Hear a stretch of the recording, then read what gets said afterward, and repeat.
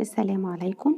النهاردة هنعمل قرص طرية بالسمسم، هنعملها محشية وهنعمل حشوات مختلفة علشان خاطر نرضي كل الأذواق. هعلمك ازاي تطلعي القرص بجد تحفة، يمكن أحلى من الأفران كمان، وبمقادير كلها بسيطة واقتصادية وسهلة. بجد هتطلعي أستاذة بعد الفيديو ده. هتعملي القرص بمنتهى السهولة وبمنتهى البساطة، مش هتاخد معاكي وقت على فكرة، وهتفهمي كل التريكات فيها وهتطلع منك جميلة جدا. قبل ما نبتدي الفيديو، انا نور خالد ودي قناتي، ما تنسيش الاشتراك في القناة ولايك والكومنت على الفيديو لو عجبك وشيريه لاصحابك. يلا بينا نبتدي. على المقادير هستخدم لبن 125 جرام او نص مج كبير، وهستخدم زبدة وزيت، يعني الاتنين مع بعض، مش زيت لوحده ولا زبدة لوحدها. هيكون المج اللي احنا بنعاير بيه هيبقى المج زيت، وربع الكمية من المج هتكون زبدة. وهنستخدم قشطة بلدي طبعا، ممكن تاخديها من على وش اللبن، ممكن نستخدم يعني من معلقتين ل3 معالق كبار، هيكون حلو قوي. وهنستخدم زبادي، الزبادي دي علبة كبيرة او 170 جرام.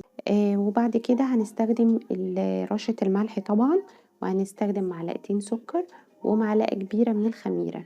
الدقيق معانا هيكون كيلو دقيق، يعني الكمية اللي احنا عاملينها دي بكيلو دقيق.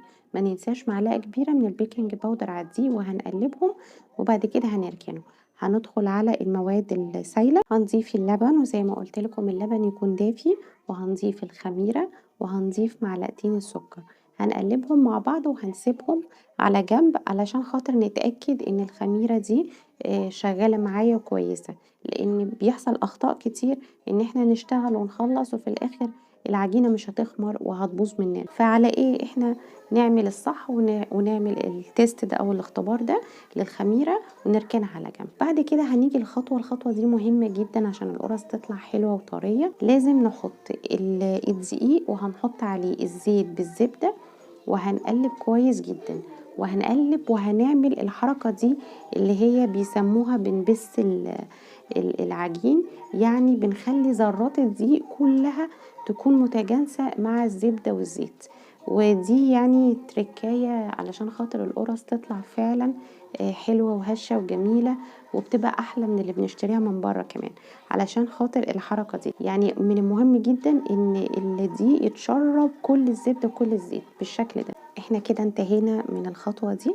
هنجيب بقى الخميرة، وزي ما احنا شايفينها الشكل كده في الخميرة ده، كده معناه انه الخميرة شغالة وكويسة جدا وما فيهاش مشكلة خالص. هنكمل بقية المقادير. هنحط الزبادي على الخميرة، وناخد بالنا ان احنا المقادير بتاعتنا دي ظابطينها بالظبط.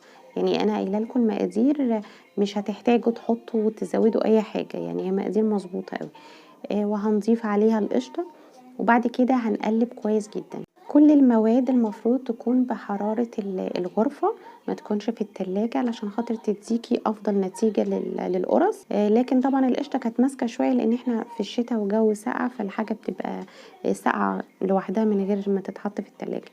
بعد كده احنا هنضيف بقى الخليط بتاع الدقيق اللي احنا بسيناه بالزبدة والزيت، هنضيفه على المواد السايلة وهندعك كويس جدا. يعني طبعا المرحلة دي ان انتي بتعجني، فلازم العجن يكون كويس معاكي، وما يعني حاولي ان انتي ما تزهقيش من الموضوع، لان كل ما تعجني كويس كل ما القرص هتطلع هشة وطرية، وهتديكي بجد افضل نتيجة، هتبقى حلوة جدا يعني.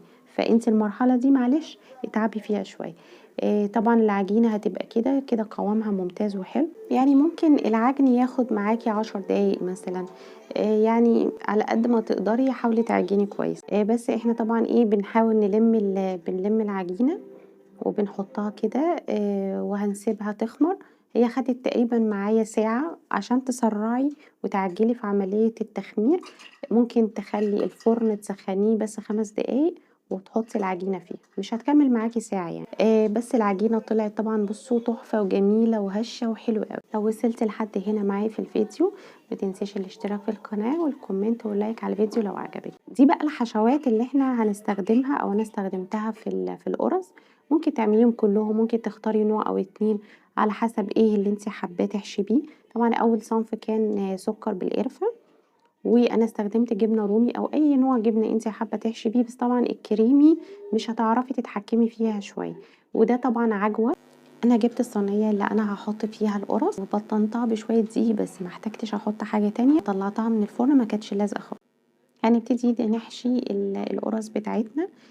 لو انتِ مش هتعرفي تضبطي مقاس القرصة ممكن تعمليها كور الأول وتاخدي كورة، كورة تحشيها. العجوة اللي أنا مستخدماها هي كانت طرية، ما كانتش محتاجة إن أنا أضيف لها زبدة، ولكن لو العجوة عندِك مش طرية أوي ماسكة شوية ممكن تضيفي عليها زبدة وتدعكيهم كويس ببعض وتهرسيها كويس هتبقى حلوة أوي معاكِ. إحنا هنحاول نبطط في القرصة كده وهتحطيها في الصينية وتحاولي تبططيها، وإلى حدٍ ما إحنا بنحاول نطلّع شكلها دائري، يعني إحنا مش هنطلّعها بالسنتي، مش لازم كلّه يكون نفس مقاس واحد عادي، بس أنتِ بتحاولي عشان خاطر يكون شكلها طالع زي القرصة يعني اللي هو الشكل المدوّر. هاعمل معاكم واحدة تانية بالسكر والقرفة.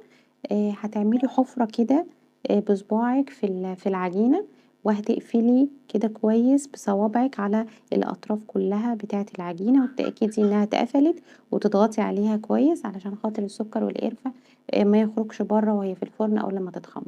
وهتبططي عليها كده زي ما قُلت لِك، تحاولي تدّيها الشكل الدائري، وهنرُص في الصينية بتاعتنا، وهتحاولي تضبّطي برضه الشكل إلى حدٍ ما، ولكن ما تتعبيش نفسِك، يعني مش لازم كلّه يطلع بالسنتي. أنا حطيت على وش القرص سمسم، السمسم حلو جدًا وكان مدّيها ريحة حلوة وطعم حلو غير القيمة الغذائية، ممكن تحطي حبة البركة معاها، لو أنتِ مش حابة خالص ما تحطيش. لمّا تحطي السمسم على القرصة حاولي تدّي ضغطة، بس ضغطة خفيفة بسيطة بصباعِك كده علشان السمسم يبقى ماسك في العجين شوية وما يطلعش منِك. هتسيبها تتخمر يعني ممكن نسيبها كمان ساعة، غطّي الصينية كويس وسيبيها، حاولي تسيبيها في مكان دافي. هتحطيها في الفرن على حرارة عالية، أخدت معايا نُص ساعة. قبل ما تحطيها شغّلي الفرن بس 10 دقايق يسخن وبعد كده حطي القرص. طلعت تحفة، تحفة، هشة وطرية جدًا وفاتحة من جوّه، ولونها طبعًا طالع اللون ده المضبوط، لون دهبي. هتبقى تحفة جدًا في الفطار أو العشا مع كوباية شاي. هتملي بيتِك خير بكيلو دقيق، يعني رمى معايا تقريبًا أكتر من 30 قرصة. يا رب يكون فيديو النهارده عجبكم، أشوفكم الفيديو الجاي إن شاء الله، مع ألف